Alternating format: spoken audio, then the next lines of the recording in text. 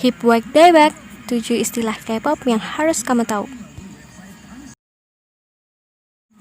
K-pop bukan sesuatu yang asing lagi, bukan? Untuk yang baru masuk ke dunia K-pop, mungkin beberapa kata yang bikin kalian bingung, tapi kalian paham. Nggak bakalan bingung lagi kok. Kata-katanya juga mudah diingat dan membuat percakapan kalian antar sesama K-popper makin lancar. Yuk, lihat beberapa istilahnya sebagai berikut.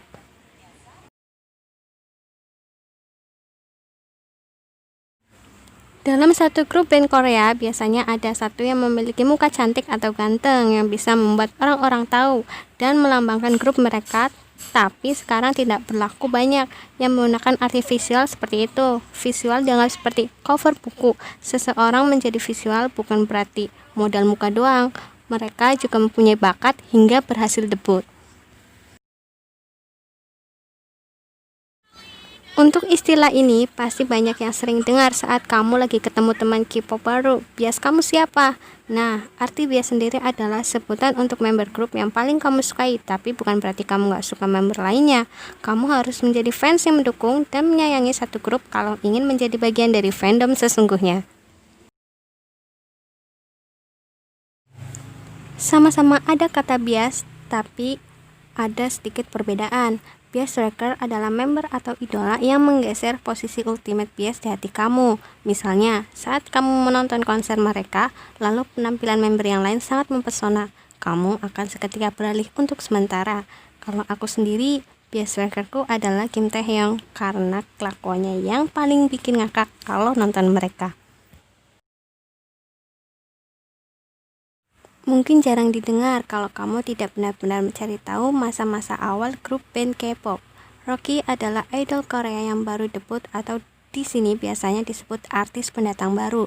Mereka masih newbie dan perjalanan mereka baru dimulai. Sebagai contoh, idol K-pop tahun 2020 yaitu Secret Number. Dalam grup idol, setiap member mempunyai umur yang berbeda-beda, mulai dari yang tertua sampai termuda. Untuk di dunia K-pop sendiri, member termuda akan disebut maknae.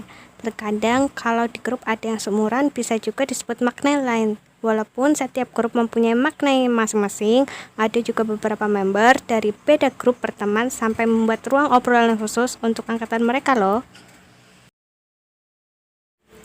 Di Asia atau Koreanya sendiri, fans yang selalu mengikuti hingga menggali privasi sang idola adalah saseng fans. Jika sifatnya sudah seperti ini, mungkin ini bukan yang dinamakan penggemar. Mereka menyusup dan menjual informasi yang mereka dapat, nomor telepon, aktivitas, alamat, dan banyak lagi.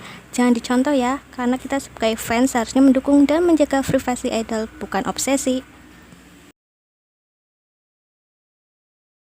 Di konser atau saat idola kita tampil, ada sebuah ritual yang dilakukan seperti yel-yel. Salah satu perbedaan positif fandom K-pop adalah kompak. Mereka membuat sebuah fansign yang dibuat dari fans dan akan bersorak ketika idola mulai tampil.